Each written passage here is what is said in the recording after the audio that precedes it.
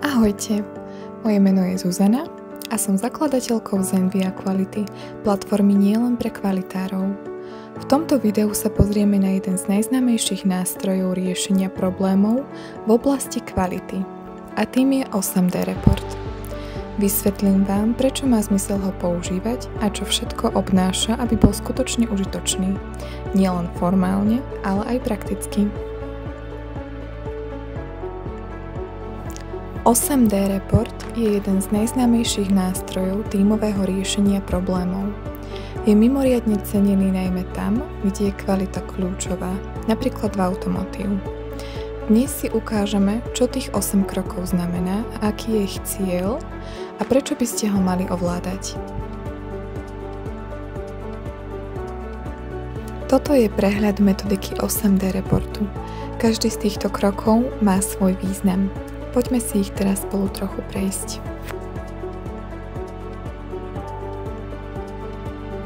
Takže začíname s uvedomením si, že problém existuje.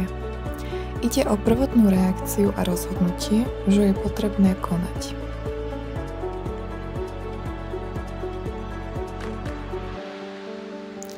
Prvý krok je často podceňovaný, ale keď zlyhá výber tímu, zlyhá celý report. Tím by mal mať reálnu znalosť procesu aj problému.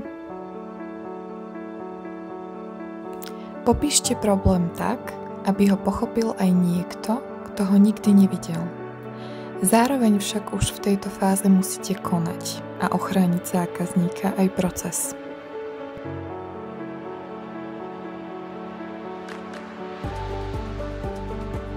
Identifikovanie koreňa príčiny nie je typovanie, takže nestačí povedať len zlyhalo školenie. Je potrebné ísť na to dôsledne a kriticky. Tu často pomáha aj nástroj 5Why, o ktorom som vám spracovala predošlo video.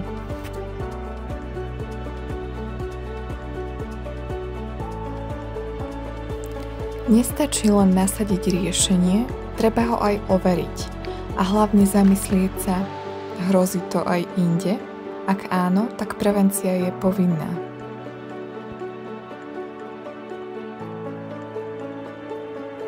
Tento krok býva najčastejšie vynechaný, ale pritom práve uznanie a poďakovanie posilňuje firemnú kultúru a chuť ľudí hľadať riešenia a viacej sa snažiť.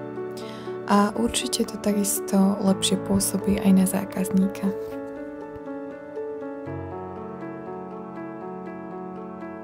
Ak vás táto téma zaujala a chcete sa naučiť, ako 8D Report správne tvoriť a používať v reálnych situáciách, môžete sa pridať do našej komunity, kde sa tejto téme venujeme viac do hĺbky. Pripravujem školenia aj praktické príklady, ktoré vám môžu výrazne pomôcť v praxi. A uvažujem, že k tomuto videu pridám možno ešte ďalšie video, kde by sme si ukázali, ako sa 8D aplikuje v realite. Vám ďakujem za pozornosť, ak sa vám video páčilo, nezabudnite mi dať like, komentár a odber, aby mohla ísť naša kvalita do sveta. Vidíme sa na budúce.